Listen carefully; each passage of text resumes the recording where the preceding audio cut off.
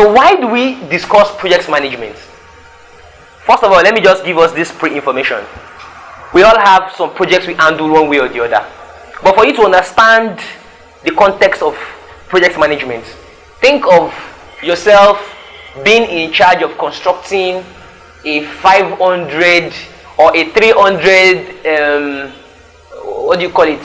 A building with 300 floors with a budget of 7 billion naira. And they're having workers like 200 or just one a little, maybe like 500 workers. Definitely common sense cannot be used to manage that kind of project.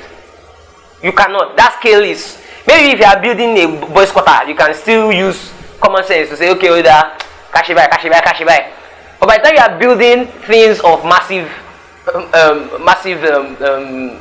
what do you call it? The breadth, the massive size, you definitely need a plan. You definitely need some structured approach to doing things. So essentially, project management is about taming chaos.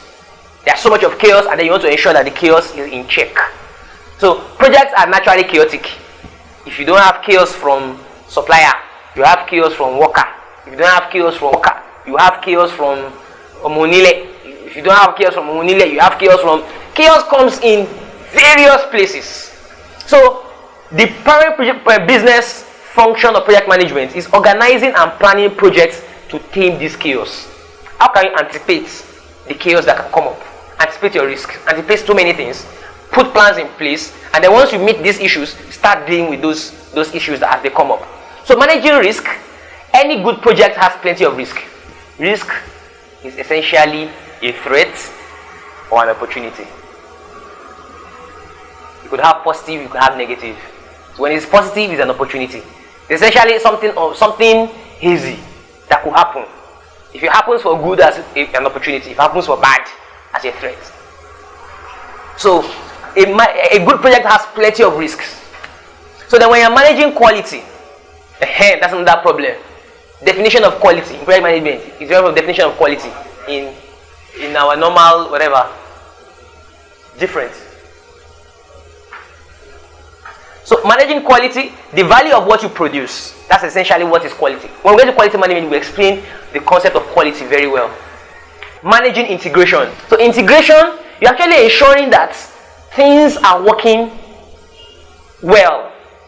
Your scope is fine, your cost is fine, your budget is ongoing, your time, you're on schedule. You're also confirming that you are checking your risk, and you're also confirming that you are carrying the right stakeholders along. You're also confirming that the quality of what you are doing is good. So you are integrating the need for scope into the need for time, into the need for cost, into the need of, so you're actually integrating everything together. Managing change. When you say change, we all know that change is the only constant thing. Everything changes. So a non-optional, complex and daunting task, since projects happen in a dynamic environment. Change management is a huge thing. There are projects that ordinarily on their own they should succeed, but because as nature doesn't just allow things to change like that, because there's nothing that is occurring in a vacuum. This thing is related to this. This is related to this. Just like saying you want to remove this ground floor. I don't want the first floor to be affected. It's not possible. The moment you remove ground floor, the first floor is also coming down. So you now have to ensure that, okay, you want to break this wall. How do you break this wall? What change management is essentially about is you want to break this wall. How do you break this wall and ensure that all the possible fallouts are catered for? How do you implement this project and ensure that every possible system, every possible stakeholder, every possible thing that is associated with this thing is carried along and all the possible fallouts are taken care of? That's essentially what you are doing when it comes to change management. So you are clearing issues. You are retaining and using knowledge. Yes, we would explain this well. Essentially, as you are doing your project, you are creating information.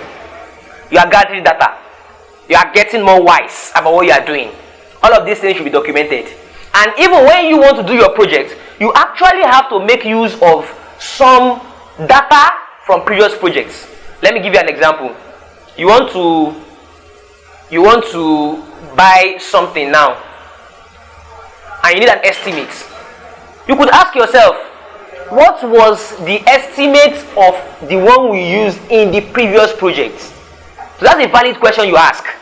So that tells you that whatever you are doing, you keep data about it. So part of your role as a project manager is to ensure that you are documenting your processes. It's actually called lessons learned. So you learn from failure, you optimize resources, and you control costs. Very key. Makes sense. So project managers are the most creative professionals in the world. They have to figure out everything that could go wrong before it goes wrong. This is somebody's quote. You have to figure out everything that could go wrong. The more you can figure it out, the better for your project. You have to figure out what are the possible ways this thing can go wrong. What are the possible ways? Okay, you want to go and pick somebody in your job. Okay, what if an accident occurs on the floor, on the way? What if an earthquake occurs? What if the car bashes something? What if you have flat tire? What if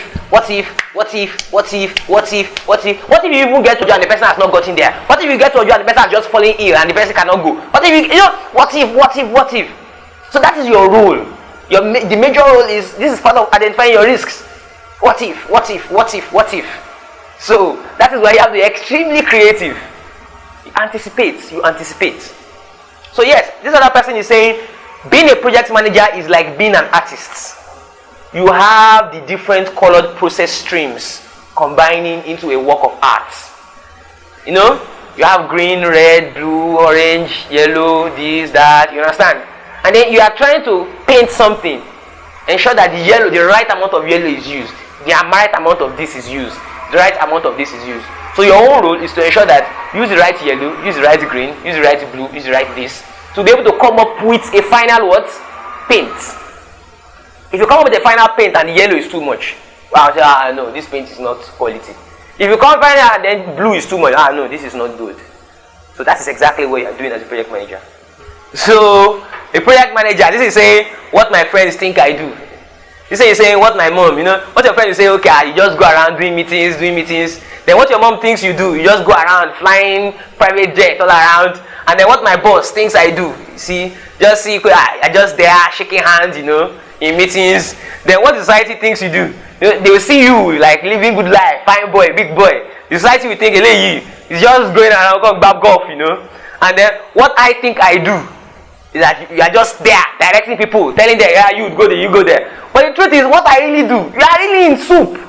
You are seriously tracking massive information. Because lots of the success of the project is totally dependent. You are responsible to ensure the project succeeds. So you have to be able to take care of lots of pressure. And whether you like it or not, no matter how good you are, no matter how perfect you are, things will walk out of shape. No matter how much you try. One supplier will fumble. One this will fumble. One this, something will all, in fact, not even something, things will always happen. That is the reason why they will always tell you, as a project manager, you're not supposed to be caught unawares. Anything that could possibly happen, it must have been pre-identified. And they will have said, it's not at that point you're now thinking. You should have pre-identified that, okay, if this happens, this is what we should do. If this happens, this is what we should do. So, okay, there's another one. Project manager saying, when projects delivering to time, cost, scope, you are doing the job. But when projects are not delivering, you're in the firing line. Exactly. You're in the firing line. So this is an overview of essential skills of project managers.